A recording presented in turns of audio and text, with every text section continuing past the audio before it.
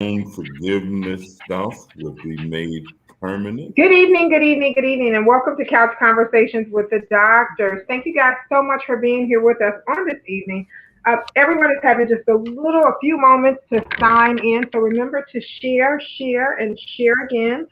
And know that we are here with Couch Conversations. Know that this program is for informational purposes only, but it's great information that we share because health is wealth. I'm going to go around and we're going to do our introductions as we always do. I'm going to start with my coworker, Dr. Douglas Graham. Hey, Yolanda Williams, thank you for signing in with us. How you doing, Linda Johnson? I see Linda's chiming in. Dr. Douglas Graham, can you introduce yourself, please? Good evening. I'm a retired physician. I've been working in the congressman's office for a while. I'm going to try and answer your questions if I can. It's a real honor and pleasure to be here. Thank you so very much. I see we have Dr. Terry Mason here with us. Yes, my name is Dr. Terry Mason. I too am a retired physician, but I've been bumming around here in Chicago for a while, and I'm grateful to be here with the congressman. And I just was delighted to hear some of the things he was saying, but just before we started, in terms of the tremendous accomplishments coming out of the House of Representatives. Simply fantastic. I see Virginia Knight is here with us just as well, saying afternoon, evening, everyone. And of course, the congressman will give us our opening statement. Congressman, if you can continue, if you can update all the constituents in reference to all the great things that's been happening. Well, I am not retired. As a matter of fact, I did 7 events on yesterday. I actually started my Sunday off listening to a doctor in the house, Dr. Terry Mason, and his guest, and even had some on there from Arkansas, which excited me.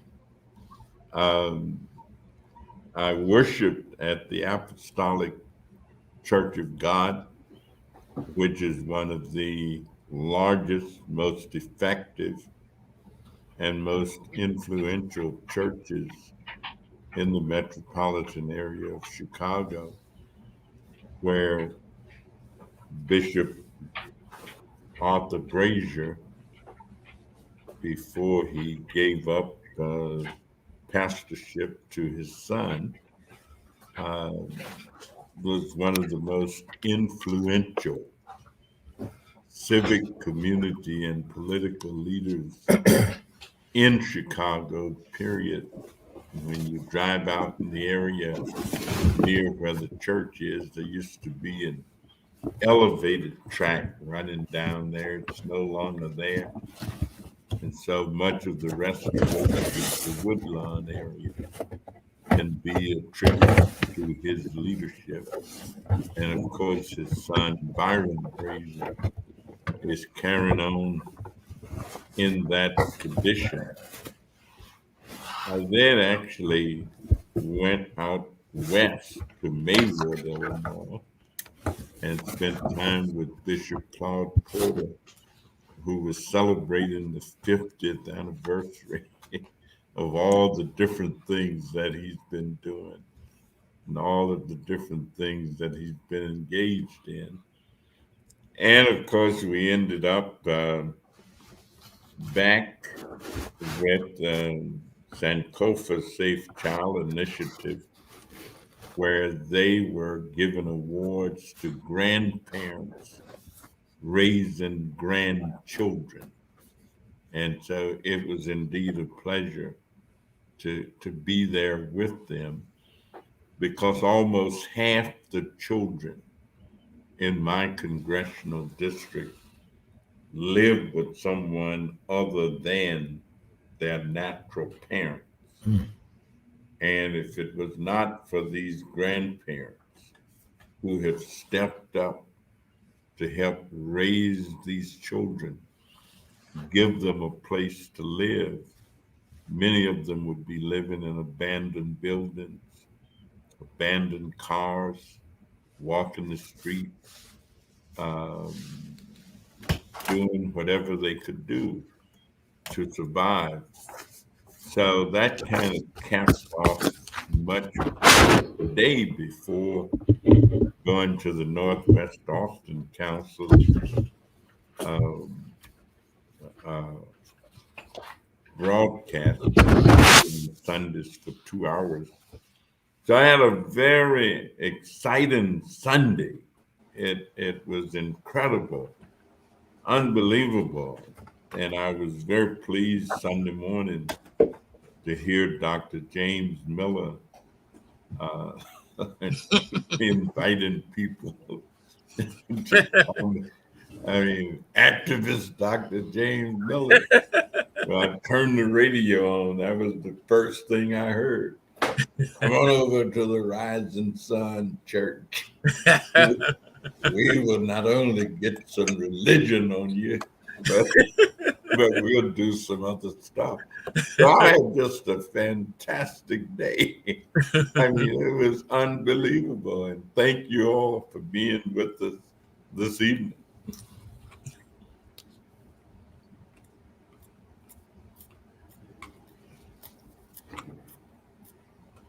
I don't know what happened to Nikki, but she kind of had us talking about our introductions. So, Dr. Miller, I see you joined in. So why don't you just join right in? Yeah, Dr. James Miller, I'm a physician who retired from clinical practice, but I'm still interested in making the community healthy and using other ways than pills and shots to make you healthy. So some is teaching and some is looking at problems and figuring out ways that we can approach those problems and overcome them. And since I have the floor now, I'm just going to go ahead and make that announcement again, Congressman, if that's okay. All right. So actually on the September the 29th through October the 2nd, we're going to be having a men's conference. And we're going to be talking about issues that affect men. We're going to be talking about social political issues. We're going to be talking about men health. We're going to be talking about entrepreneurship and business. And what we really, the whole idea here is for men to look at what we can do and how we can do it and be successful. You know, the theme of our conference this year is together we conquer, divided we surrender. So together we can conquer a lot of our problems, our health issues. We can conquer a lot of the problems that we have with the violence and some of those other issues that are adversely affecting our community. So, you know, we want to invite everybody to come and to join us. I mean, you can come because you need the information. You can come because you can provide the information. But the whole idea is to get people together and create a togetherness that works and improve the quality of life and improve the and overcome some of the problems that are affecting our community adversely. Well, I certainly look forward to it. And I hope that I'm going to be in town when that comes around. Because we had a bill in 2007, our Responsible Fatherhood Act. And that's when we first started trying to raise the earned income tax credit, because there are a lot of fathers walking around who are not connected, don't necessarily have regular employment, are not working, don't have contact with their children. And when you start talking about generating men, I think of something the blues singer said. He says, "You've been running around talking about you as a man. Act like a woman don't want nothing but a man. But I tell you what our women want. They want you to love them and love them with joy. They don't want no man acting like a mannish boy." So I'm going to try my best to get to that conference because I want to hear what's going on there and what's being talked about. And on the 25th, we're going to be having a gigantic recovery walk. We have about 25, 30 different groups and organizations that are going to be promoting Recovery Month. And we're going to start at Garfield Park and walk over to Douglas Park. And we're going to have events and speakers. We're shooting for 1,000 people for this recovery march, bringing hope to individuals who have made more than normal use of alcohol, of opiate, of narcotics, and are trying to recover. I mean, there are so many individuals until you can't. We had 8 people to OD over on Chicago Avenue in one block during 1 week. So substance abuse is a big issue, and we'll talk a little bit about that tonight. Let me See, Dr. Hampton has joined us, and Nikki is back. Yeah, I was having a ton of technical issues, and I could hear everything, but I guess you guys couldn't see me. So thank you guys so very much. Dr. Hampton, why don't you go ahead on and introduce yourself and start the conversation? Absolutely. Definitely happy to be with you guys. Technical problems are what we have to live with in life, so we just have to deal with that. But happy to be here, family doctor, South Side of Chicago, obesity doc, and very much interested in helping patients achieve wellness through lifestyle, and really love that work, and I'm passionate about that work, and I think it's the only path to healing people. So I think that's what I'm gonna share tonight. And I guess I'll let my partner in crime chime in, Dr. Pete, since you joined, introduce yourself, and then we'll get our conversation started. Hey, I'm excited to be here. I'm an internist, take care of HIV patients and medication-assisted therapy patients and just everybody in the community. And I'm happy to be here. Hopefully we can answer some questions and have people to make better decisions about their health.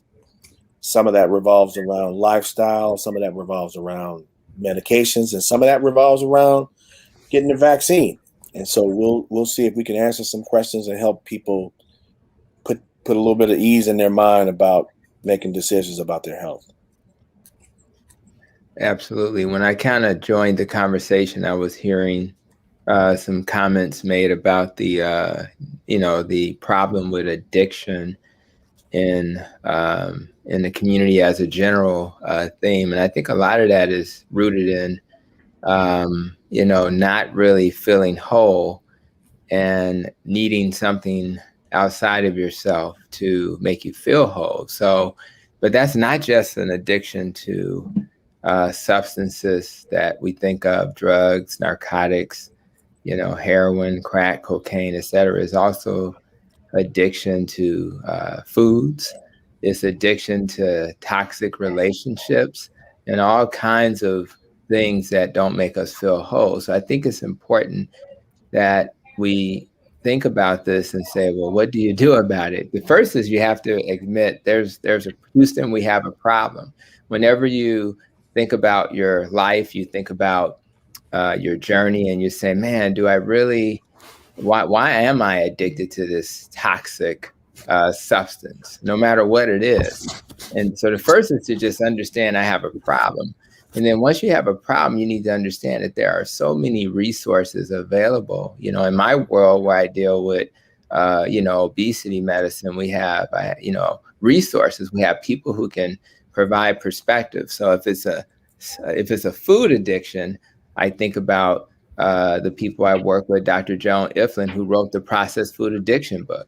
And she reminds us that we have to treat this just like it's an alcohol addiction. In fact, the criteria that they use for alcohol addiction is the same criteria they use for processed food addiction. The exact same questions are asked. And so So there are resources out there, and it's such an addiction that people then literally, like, she has to have a 14-hour Zoom meeting available to people all day long, so that when they feel vulnerable and weak and I'm tempted because my family doesn't understand my journey, and they're putting things in front of me to show they love me, but they're really hurting me. 14 hours every day to listen to people who can then hold your hand, just like a buddy if you're an AAA person, you know. So there are things that are out there that will help you. Yeah. We just want to make sure we provide that resource to people. You know, I'll say that, Tony, thanks for correlating between food and substance use and alcohol. It's the mu receptor in the brain and constantly wanting that dopamine stimulation, right? But I think what ultimately you have to look at is that so many of our community has experienced so much consistent trauma, and that trauma, anything that takes the trauma away, even if it's for 15 minutes, for 30 minutes, for 30 seconds, if it takes some of what happened to me away, whether it's a bad relationship, a bad parents, bad experiences.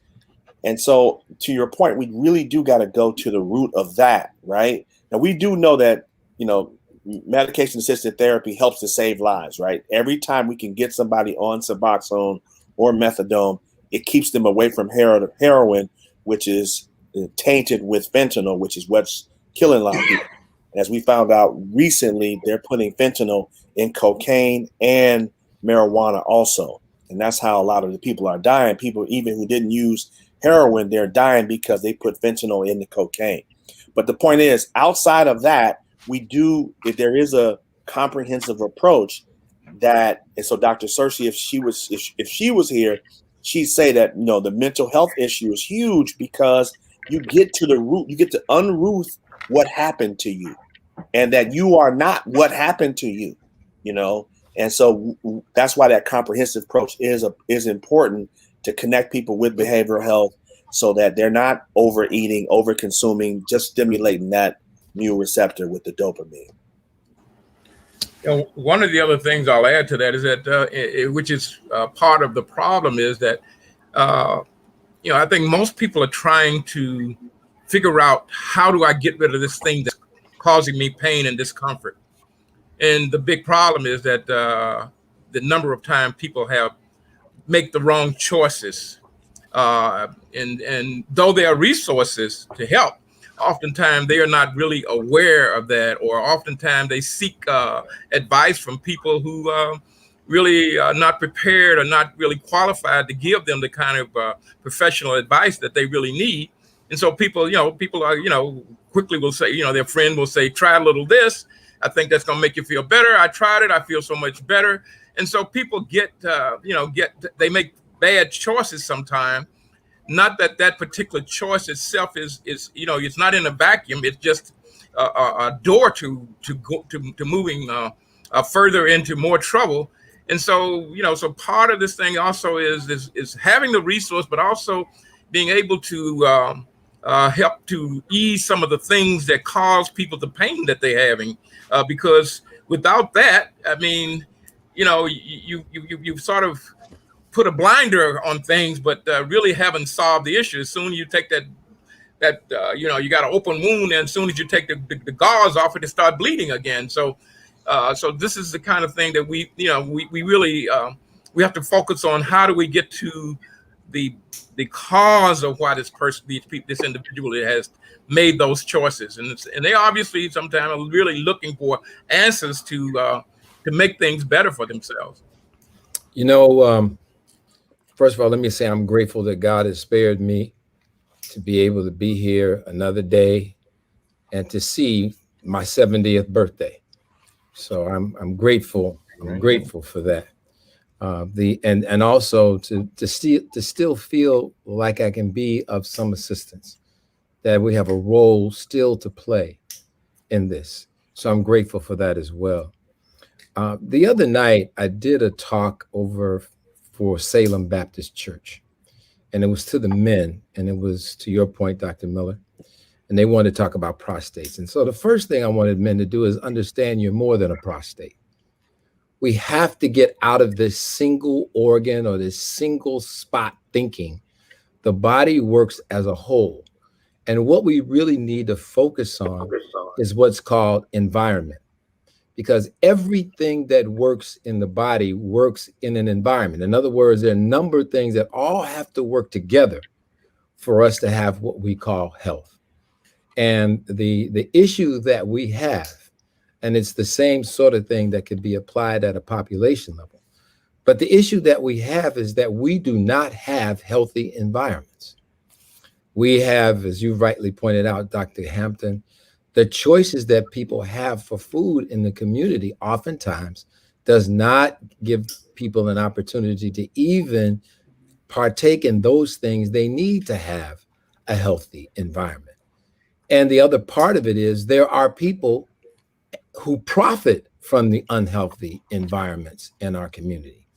And there's no consideration for what harm these things do, because what people are looking at is just these things in isolation. But when we're talking about the prostate, to get back to that, I said, look, guys, stop thinking about a prostate. Stop thinking about a breast. Stop thinking about a colon. The question is, what am I doing to create the environments that are conducive to these particular problems? Because they don't exist by themselves. And so when we do that, and we started talking about the prostate, and I could talk more about that at a later time, but one of the things I wanted people to see is that there's been quite a bit of work that I'm sure all of us are familiar with that show that these foodstuffs that we eat, whether it's the barbecue or hot dogs or, other processed foods, all these things create a negative or bad environment in our bodies, and the sicknesses and the cancers and the diabetes that we get are results of that. And so I think if we could begin to move people away from thinking the way I just talked about when I started, and begin to get people to understand that, everything you put in your mouth, every time you make a decision to eat something or drink something, you're deciding what kind of environment you're going to have in your body. And that body is either going to help you be healthy, or it's going to react and there'll be a disease. I was thinking, Dr. Mason, what role technology has with the progression of disease that's in our community. And I'll tell you where I'm going with this, because it used to be that there was a sense of community where, not checking in with you. I knew it was your birthday, right? But like, some people are going to say, well, I just wait until the app tells me it's your birthday, until Facebook says it's your birthday. Whereas, what about calling Uncle Terry once a week and making sure that that his birthday is coming up, because he's telling you, yo, I'm going to be out of town, blah, blah, blah, blah. So my point is, if that lack of connectiveness does not fuel an unhealthy spirit, and it's from the unhealthy spirit that we tend to gravitate toward unhealthy behaviors. That may include drugs, alcohol, highly processed foods, and etc. And I'm just thinking that we're so into these phones and the technology and social media that we don't connect with each other enough to know, number one, it's Dr. Mason's birthday next week. Number two, hey, I'm feeling stressed. I'm going through some life changes. I need to talk to him. Like, that lack of connectiveness, to me, could be another huge issue. Somebody need to do some research on this to find out, are we seeing more unhealthy behaviors as a result of this social media thing? And I think what I'm saying by that, yes, platforms like this, thank goodness for Congressman Davis and Nikki for you guys putting this on. But like, how much of this do we get versus how much the other stuff that we get? Other stuff meaning just lack of checking in with people. Like, lack of checking in with my line brothers so that he knows, and our other line brothers, like what's going on with them. But we see their families every day. We see their families all on the, so we think that we've checked in with them, but that's not checking in. I'll add real quick. What was coming to my mind is, I was looking at the signs outside my home. I live in Oak Park, and it's like you see signs, right? Black Lives Matter, right? And I'm thinking about the Black lives that don't utilize the resources that are available. So it's okay for Black folk to see a therapist. It's okay for Black folk to get help. And what's really ironic about that, what I found is that people who have had successes in their life, whether it's in their relationship, their career, sometimes they are the ones in the therapist chair, and they're already successful. They're just trying to be more successful. How ironic is that, right? So have I seen a therapist before? Absolutely. Do I have a leadership coach? Yes, absolutely. Because they provide perspective. And so you'd be shocked and amazed what you don't know. You have no clue what you don't know until somebody opens your eyes and just allows you to see the world from a different perspective. And if you can see the world from a different perspective, all of a sudden, that woman that you're dealing with or that man you're dealing with ain't so crazy all of a sudden, because somebody has allowed you to see the world through their lens. You can see the world through your lens. Somebody taught you how to have a conversation with each other. So, and then all of a sudden you don't feel some kind of way, and then you don't have to rely on that drink at night that maybe you didn't really need because that person got on your nerves. All of a sudden, because you're eating well, as Dr. Mason would emphasize, your mood's not up and down because you're not eating garbage food that's going to make your mood up and down. So this is what Brother Pete is trying to illustrate. There's a whole lot of things to think about, but it's a total like homeopathic approach to life. And you look at where you have gaps and you say to yourself, I have a weakness in this area. I learned how to do podcasts by going to YouTube and watching videos. And I know people that go to YouTube and learn how to deal with their relationship. The information is everywhere. And it's really no excuse at this point with technology. Speaking of technology, their help is there. But don't be afraid to get a professional. In other words, if you need a mechanic, you go to the mechanic. If you need an accountant, tax time, go to the freaking accountant.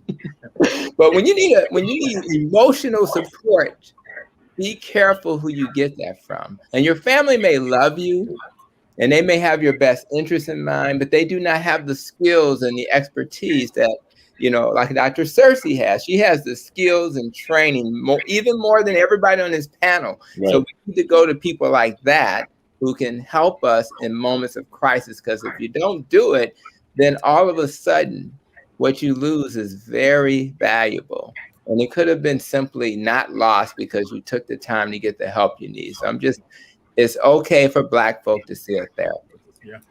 Well, those are the barriers that we have. And part of this is learning how to overcome barriers that are blocking us from being more successful, more happier. And so part of that process is that just as people have put out the correct information, and when back to your question about the social media, Dr. Pete, is that there's a whole bunch of folks that are putting out alternatives to that.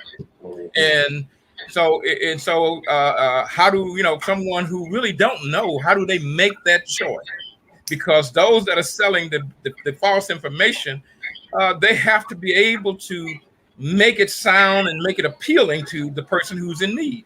And so so those are part of the problem. And I think that we're also living in a time where our interpersonal relationships and how we relate to one another is so different, and it's evolving as we go along. And people are just having, I think we're just having a lot of trouble. It used to be that, you could trust what the neighbor was saying. Today, I don't know if that's true anymore. And so, so being able to trust one another, being able to rely on the information that we get from each other is very difficult. And so these are the dilemmas, and these are the things that really cause people a lot of trauma and stress, and actually lead them to making improper choices in terms of who they trust to give them the information or the remedies and cures that they need. And obviously, when you make the wrong choice, you're gonna have a poor outcome. Well, Dr. Miller, I think that what you're saying, what I'm hearing my colleagues say, is that what we've lost is the ability to maintain or even develop relationships.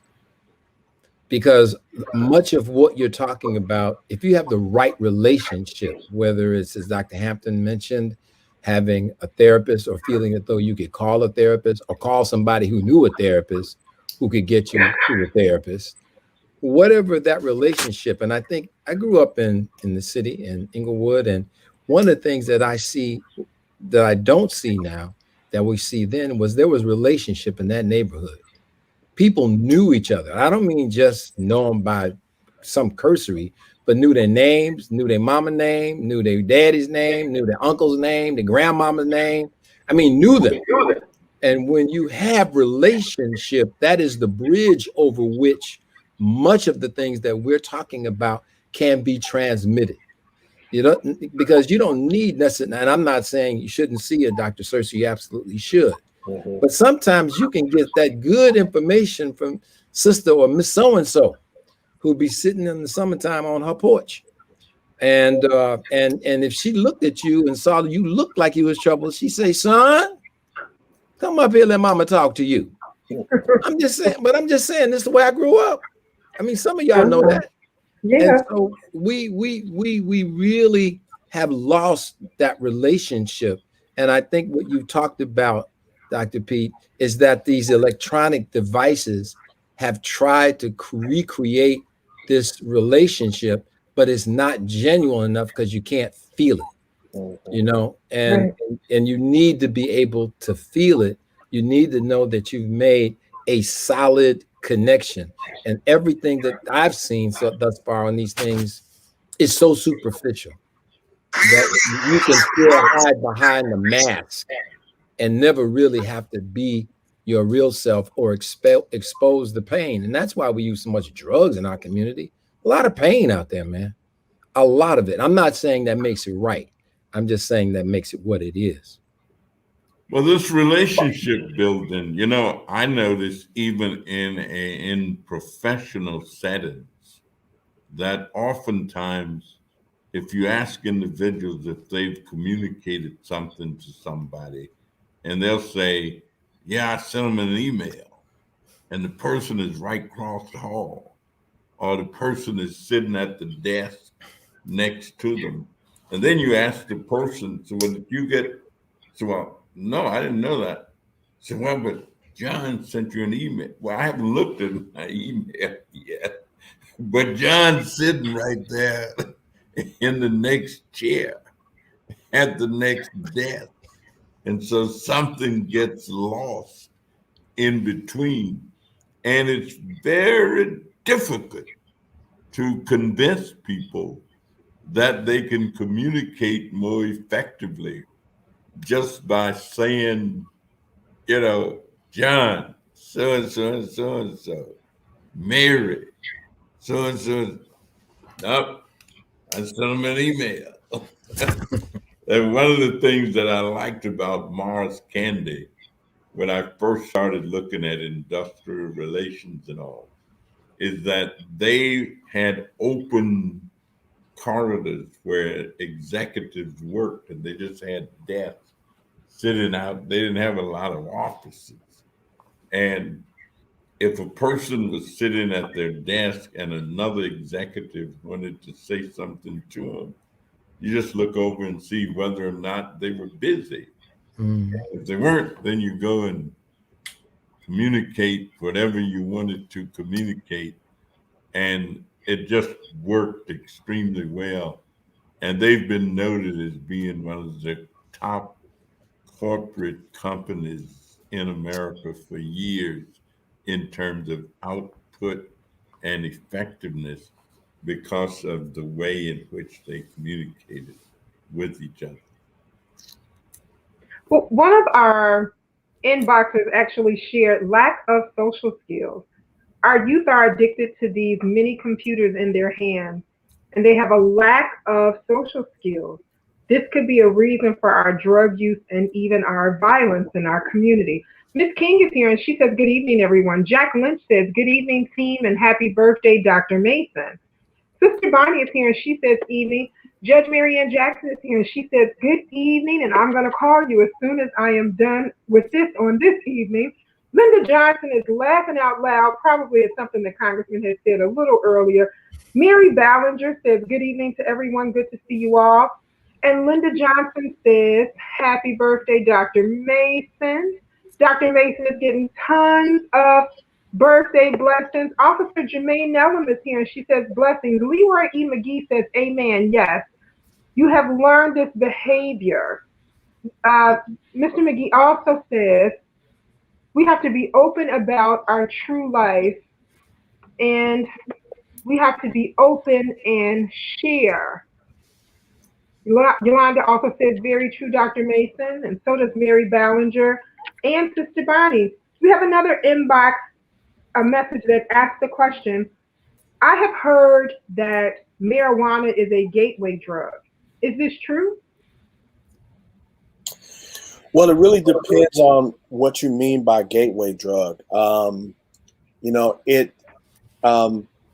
what is true is that it is not as addictive as, let's take cocaine, heroin, things that really do attach to that mu receptor in your brain, that makes you crave this dopamine surge. So marijuana works a lot differently, and then depending on the strain of marijuana that you get, there's some strains of marijuana that can make you more excited, and there are some strains that make you more relaxed. But it works very differently than the other drugs, particularly heroin. So it's difficult to tie the two together, because you can ask yourself, well, is alcohol a gateway drug? So what is true is that the addictive behavior, because part of addiction is biochemical, right? It's the neurotransmitters or the nerves that and these proteins that get secreted that makes you feel a certain way. But part of it is behavioral, right? And so it's that aspect that I would say might be gateway, because it's the behavioral. And you can say that same thing about cigarettes. You can say that same thing about food. You can say that same thing. So when we talk to our patients about when they have achieved sobriety in terms of not using heroin, we're always like, okay, we have to, beware of other things. So now alcohol, be careful alcohol, be careful of cigarettes now, food. So, I mean, many times when patients are getting high off of heroin for so many years, they don't realize that they still have this unresolved issue which we talked about earlier. These sort of traumas and things that we're dealing with or not dealing with, which might be the problem. So it's interesting when you talk about gateway drug.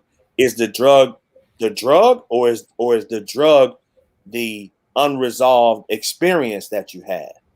And you're not that experience. You're not the abuse that happened to you, but by not having dealt with that abuse, then you're seeking things to help calm the abuse or the feeling that you get as a result of having dealt with that.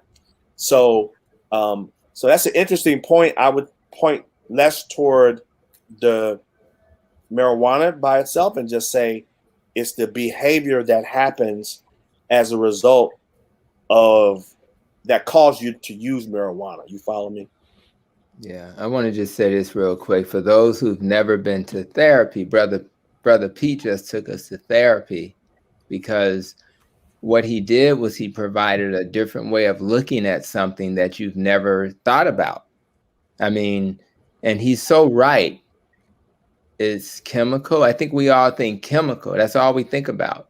But I remember when I interviewed Dr. Gurpreet Pata in St. Louis, who deals with pain and addiction.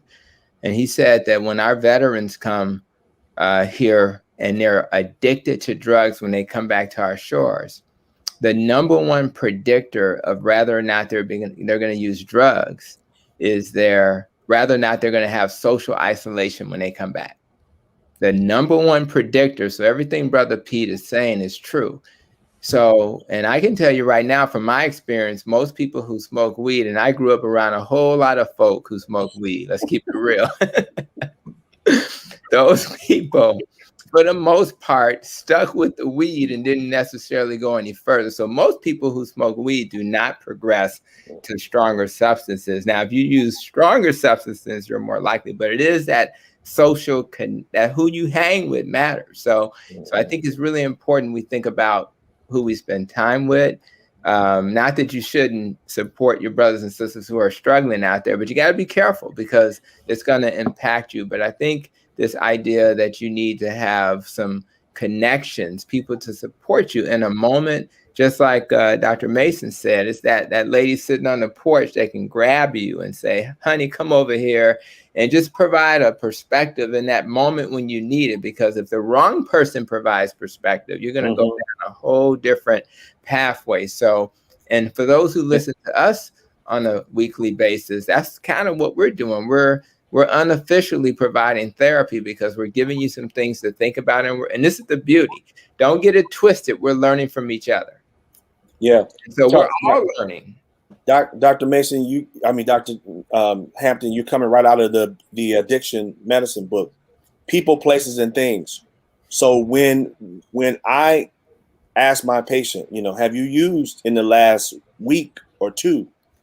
And when they say they use, I let them walk me back to where were you when you used? And inevitably, they talked to somebody they shouldn't have talked to. They went to some place they shouldn't have went to. And they was doing something that they shouldn't have done. And you'd be surprised how your mind will trick you into, well, I was just bringing somebody some socks. I know he needed some socks, but you also knew this man routinely has heroin on him. So you were putting yourself in harm's way by doing a good thing. And you're probably trying to be a good Samaritan, but at the same time, your brain was saying, put yourself back in that state. And even if you got in and out of there without using the heroin again, you were still putting yourself in harm's way. So to your point, Dr. Hampton, it is people, places, and things. Then I will say this, the weed that's on the street now, it is a high likelihood that it has been tainted with fentanyl. So that's why you're seeing some of these comedians and people who did not use heroin, but who overdosed. And because some of them have taken cocaine that's been also tainted with fentanyl. So I'm still not willing to say that it's a gateway drug, but I will say that this is not the weed that they were smoking back in the 70s with Sly and the Family Stone and Bob Marley and them. This is different, and be careful. Let me just say in full disclosure that I had some serious reservations about the legalization of marijuana, partly because I'm a firm believer that the best state of being is when you can feel good internally without any external help or external stimulation. I mean, when like James Brown used to say, I feel good. I mean, if you can do that without any help, then I think you're in your best state. But I also have to admit that I participated in 2 meetings last week with individuals who had won licenses, and they were negotiating with each other and with people to try and figure out how to get the resources that they needed in order to operationalize their businesses. And I guess I was asked to sit in on the discussions. And so I'm sitting here with people who are talking about $5 and $6 million worth of pieces of paper that they got in their hands, but can't operationalize it because they don't have the resources to do so. And others have the resources and they're trying to negotiate how to get started. But I've been overpowered, and so it's a reality. And so yeah, if I can help them do that, then I want to help them to do that. Although I still have my reservation. You know, we Yolanda talked Williams about. says, go ahead. No, I was just going to say the other thing is we talked about, as Pete talked about, and as Dr. Hampton and others have talked about, those people to talk to. You got to start those relationships in your home. You got to grow up being able to see people talk to one another.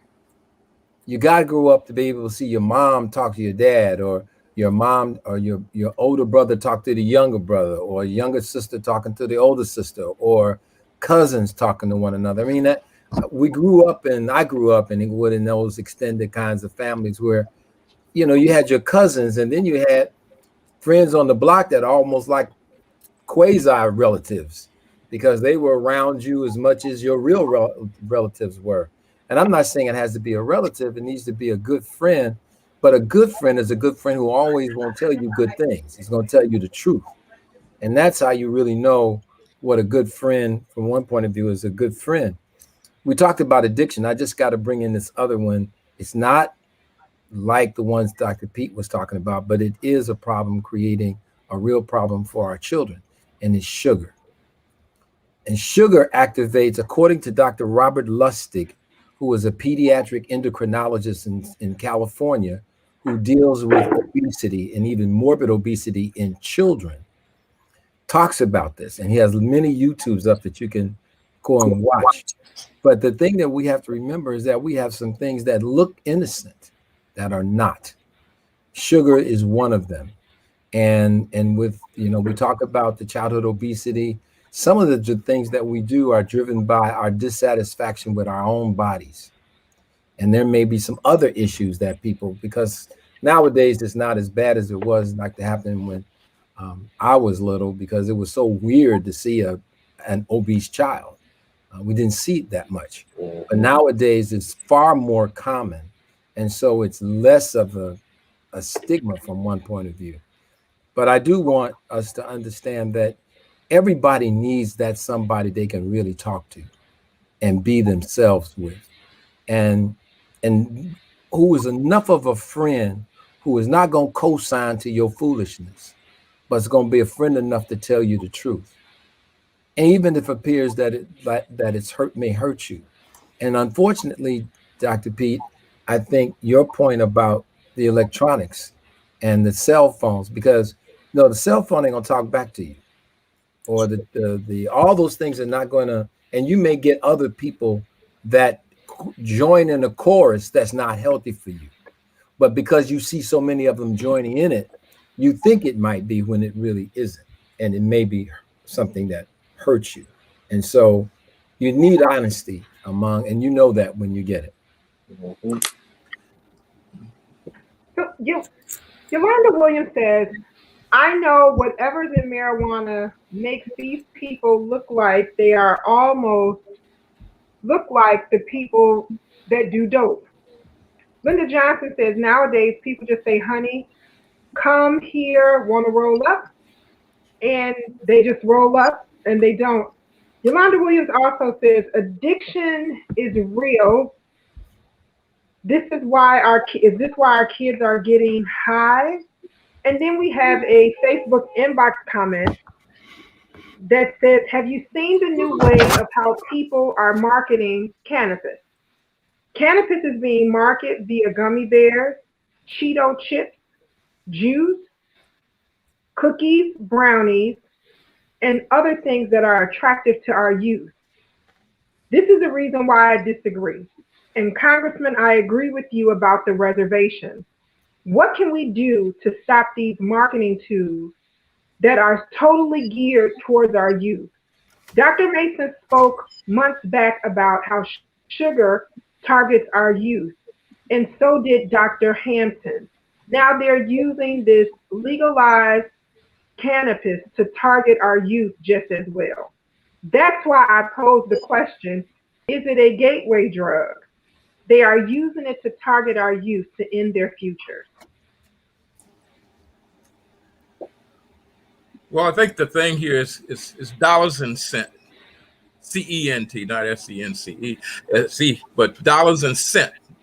And it's the money that this is all of these problems. Even, I mean, marijuana is being legalized because the revenue that it can produce, and that revenue now goes to the mainstream, and it's not just the guys on the street that make that revenue. And so sometimes it seems that money, in a way, I mean, I know this is the saying that money is the root of all evil. Money seems to control people's behavior to a large extent. Now, we all need money. However, we don't need the evil that created by greediness, which is seem to be really the problem. People want more than, or they want to get more than what they produce. They want to get more out of what they produce. And so it is the desire to make more money that gets rid of any kind of logic and common sense and good sense and concern and care and sympathy and empathy. All those kinds of emotion goes away and is replaced by greed. And greed is dangerous and it's destructive. And so when we talk about, when you look at that, that's what, so being, having some sensitivity, having some care and concern is losing out to greed. And that's what we're seeing in a lot of the issues that we're facing. It's, so these things are being driven by that. When people make commercials, they're making commercials to create buying power, to create spending on your part. And so, people want to get in the marijuana business so they can make more money. And they're not concerned that much about what it does otherwise. If they're concerned about the bottom line, their bottom line. Yeah, money is a driving force. And of course, many elected officials take the position that the taxation opportunity in terms of legalization, as opposed to illegal activity, and they kind of liken it to alcohol during prohibition, when people were going to drink anyway, no matter what anybody said, people were going to drink. And ultimately, they decided that it made more sense to legalize it so that there could be tax revenue. I mentioned this past Sunday, but I didn't mention Sunday a week ago, which was my birthday. I was in New Orleans. I drove down to New Orleans with Dr. Willie Wilson, who took $1 million cash money down to New Orleans, and we gave it away to individuals. We had 200 ministers who came to church. He gave each one of them $1,000 to dispense. Then he gave another group of people 300, another group 200, and then the masses. And of course, I didn't know I'd been riding with this $1 million in the car until we opened the suitcase and And you know, some people are just who they are. They just who they are. And he had a good time giving it away. People were appreciative, very appreciative, because New Orleans, much of it is still underwater. Homes are destroyed, automobiles, water up almost to bridges. And so money does have value, and it does play a role. And I think we have to teach people as much as we can about their use of recreational stimulants and how to control them. I did a video today for a gentleman who retired from being the head of a beer company. But the thing that I appreciated about him is we had also done things to educate, try and educate young people to do responsible use of alcohol if they were going to use it. And that was one of the relationships that I had with this particular company. Although if they had to make money off how much beer I drink, they'd go broke. I mean, they'd be in the poorhouse. You know, I mean, fortunately, I just never had much personal desire for it. Um, and I guess I'd take a shot of alcohol about 3, 4 times a year. And half the time when I do that, I put a little Diet Coke. So I mess it up, I'm sure. You know, I mean, but you know, I think education is a very important factor in all of this. But you know, Congressman, I would say this to get back to the point. I'll be very brief. Drugs are not new. We're in a drug society. And as a physician, I was trained to be an arbiter of drugs. We never cured most of the drugs that we use, never cured anybody of anything, even things we gave for pain. And we all know about what happened on the pain situation with the narcotics and what have you. Those things never cured anybody of pain. It just made them unaware that it was there. That's what the drugs do. And the drugs that the pharmaceuticals, the street pharmaceuticals, provide in many cases the same role by allowing you to have pain that you don't feel.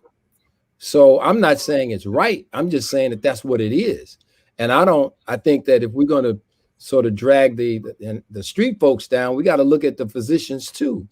Because I think that you look at the medicines that we prescribed over years, and we spend between therapeutics, surgeries, and stuff like that, $3 trillion a year. Now, who gets that $3 trillion?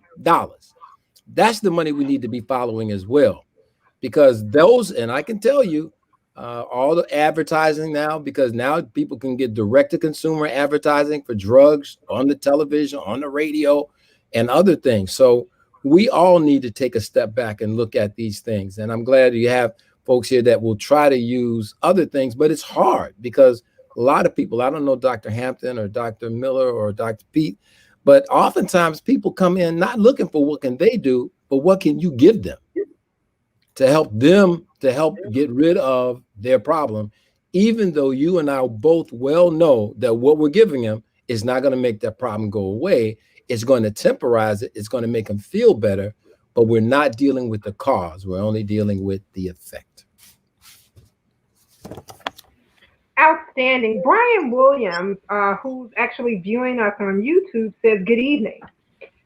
This is a well-needed discussion. There is an accountability that the Chicago community itself must take on and decide that it wants to change." James Smith says, "Good talk." Linda Johnson says, yep, Yolanda, on Hamlin and Pulaski, there are open air sales. So I guess Yolanda said a little, and she did. She said, you drive down Madison and they are everywhere with pretty bags.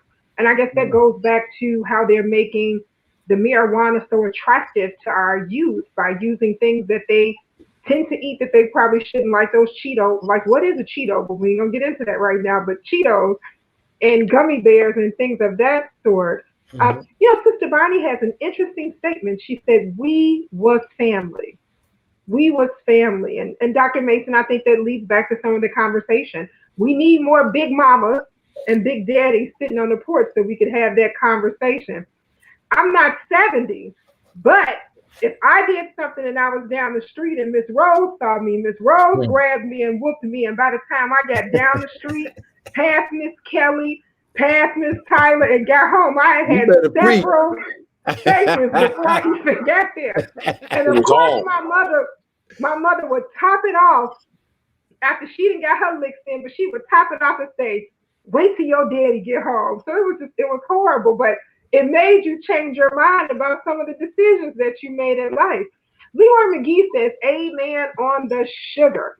Miss Shirley Howard says, people, places, and things make a lot of sense, and she's referring to Dr. P's comment, because if you are not a user, why would you socialize with them?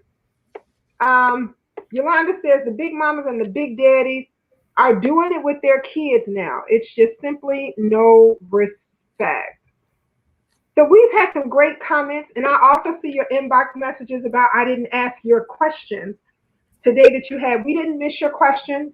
We did not. I just had a late evening trying to get from the office, and we didn't have the opportunity to grab all of your questions, but we will definitely get to those. We have not forgotten about you.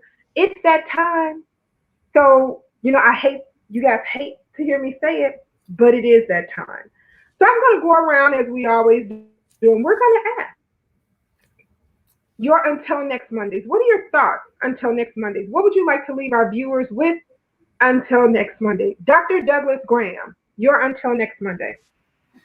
I'm a big fan of trying something new, whether it's at the supermarket or at the drugstore, trying a small change to see if it makes a difference, or explore something you haven't tried before, because it may lead you to a new place. Awesome. Spectacular. Dr. Terry Mason, your until next Monday. I'm going to follow up on what Doug said. I think that the thing is that all of us, none of us can do it all, but all of us can do something. And we need to figure out the something that we can do and do that.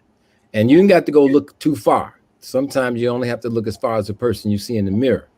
And sometimes maybe the people that you see every day. So small things. Don't try and beat people up, but use small things, because you got to have a bridge, and that bridge is going to be trust, and trust is built on relationship. Absolutely. Outstanding. Dr. James Miller, your until next Monday. Tonight's conversation, I think, points out the real necessity of developing and participating in good relationships with others. And I think that we maybe enter a time when, we talked about the social media and that kind of thing. People tell me about situations where people are sitting at the dinner table, instead of having a conversation with one another, they're texting each other.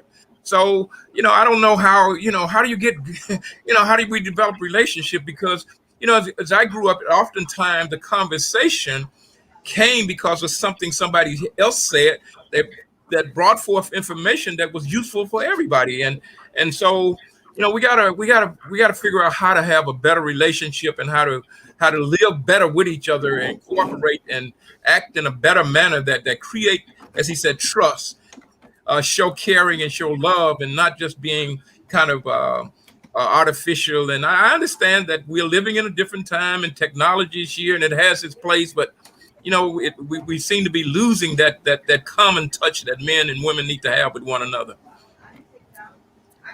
Outstanding, outstanding. Dr. Tony Hampton, you're until next Monday. I just want to piggyback on Dr. Mason's mention of Dr. Robert Lustig. He's one of my favorite people because he has been a strong voice against sugar. And he reminds us that sugar is like crack cocaine to our community. And I would argue it's way more deadly than crack cocaine. So we talked about truth tonight. And if you go to YouTube and you just type in "sugar, the bitter truth," you'll see a highly viewed YouTube video, probably 13, 14 million views from Dr. Robert Lustig, that explains why sugar is killing our community. And you think COVID's wreaking havoc. That's the real pandemic. The second thing I want to mention is our congressman's comments. And, he talked a little bit about the trip he took. A car loaded with money. Who'd have known that the congressman rode like that? Who'd have known, right? So I don't want you to miss it, though. You may miss what he was trying to tell us. And the first thing I want to say is, if you want to make money, you add value to the world. You do something that's needed and you will make money. It's really that simple. Hopefully you'll do something that you enjoy. But the other part is, if you want to be happy, it's really not about the money. I mean, if you think about it, you got a millionaire who gave it away. It's the gift of helping others that made him happy. So don't miss that. So you can sit here and spend your whole life looking for money. And many people on this panel have had more money than the average person. That does not make you happy. What makes you happy is having relationships and having a purpose in your life. So don't get it twisted. I suggest everybody work towards having more resources, but don't think that that's going to make you happy. I guarantee you that's not the secret. Simply fantastic. Yolanda says, we need to love one another again. We need to keep the morals we were brought up on. I am so glad you all spoke on this topic tonight. Dr. Pete, you're until next Monday. Yeah, I want to just encourage people, like my colleague said, just figure out some time to, one, forgive yourself, two, go for a walk, meditate. And people think meditate is real deep. It's not. Just say positive things to yourself. And if you decide that meditate is not good enough, pray. And I think if we can get ourselves out of the mental space where we're vulnerable to have unhealthy behaviors, get ourselves away from that as much as you possibly can. And so part of that does mean really taking some time for yourself. And I know we have families and we have obligations to do, but you will be surprised. Your family will be much better off if you can take 10 to 15 minutes of your day and take care of yourself. And I mean the way you eat, the way your posture, what you tell yourself over and over again. I think we need to do that. And then the last thing I'm going to share is, we're still battling with this pandemic, and I want my audience to know you are 11 times more likely to die from COVID without this vaccine. And so, you can listen to whoever you want, but if they can't account for that 11 times, again, social media, everybody got a platform and they talking out of the side of their neck, literally. Okay. I didn't see it's unbelievable what you're hearing, but I understand. I'm not blaming it because you're hearing so much of it. And if you keep listening to the same people, and the thing about social media is that the more you listen to something, the more they'll play it to you. So they'll just keep sending you stuff that you listen to. So you're not hearing the alternative viewpoint of that. But just remember, you are 11 times more likely to die from COVID if you have not been vaccinated. Now I'm going to leave you with that.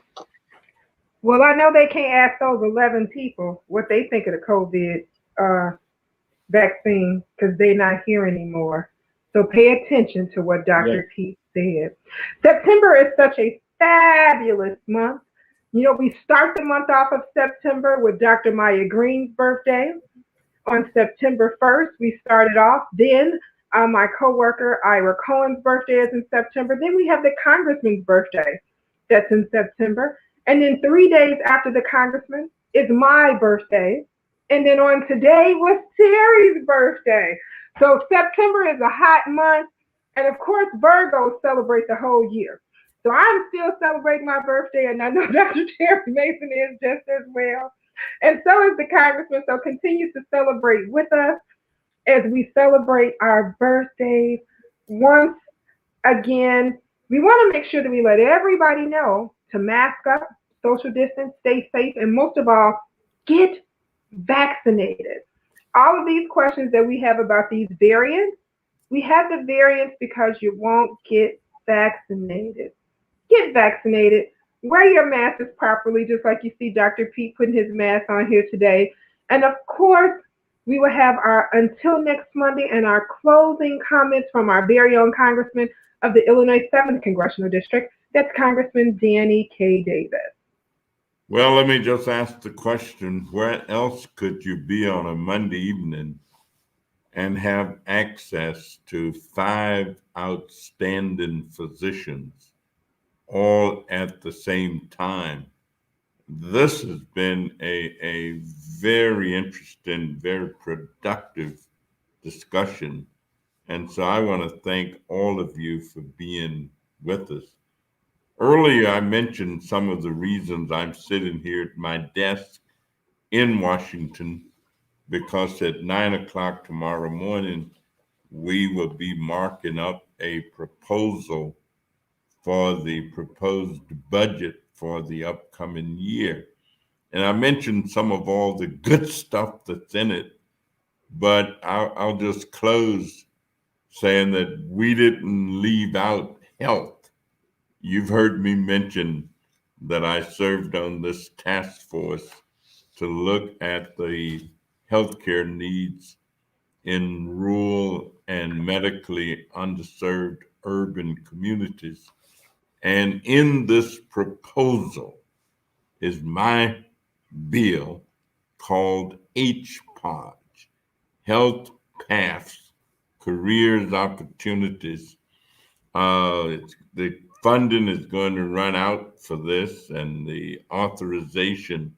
Chicago State has one of the programs, and it's designed to train hard to access healthcare career type individuals, low income people, people with records, people who didn't finish high school.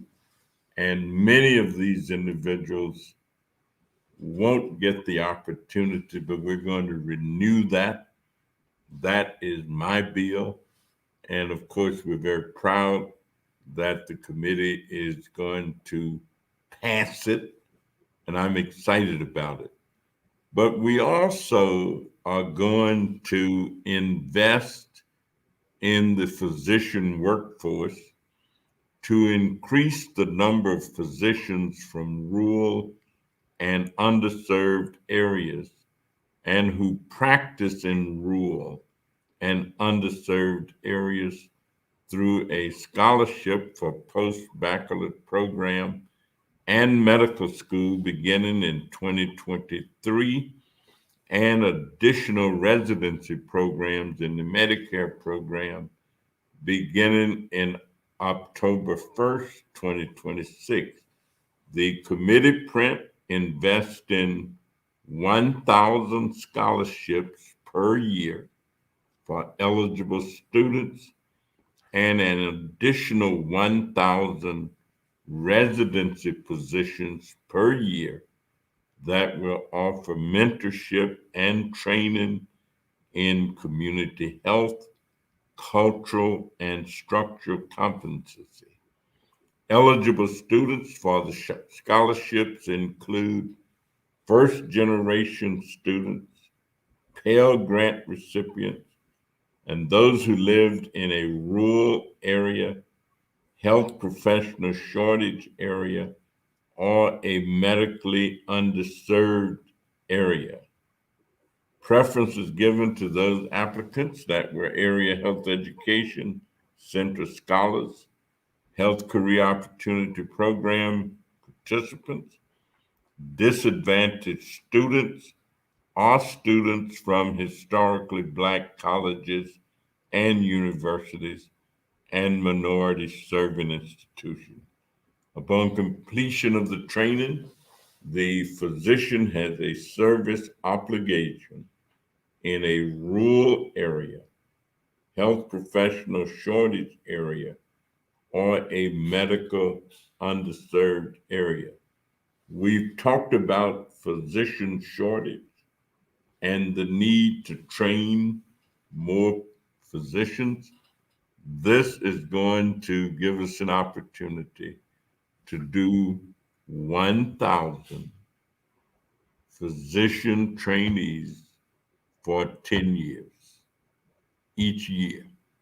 And that's part of the $3.5 trillion budget that we are proposing to pass before the end of this year. And I'm hopeful that we're going to be able to do it. So, gentlemen, ladies, thank you all so much. And we're going to try to add to your ranks. I don't know if they'll be as astute as you are. They will be. But they'll be coming. And I think it matters. So thank you very much. Nikki, thank you for a great evening. And we'll get to work 9:00 a.m. in the morning. Thank you. Good evening. Good evening. Good evening.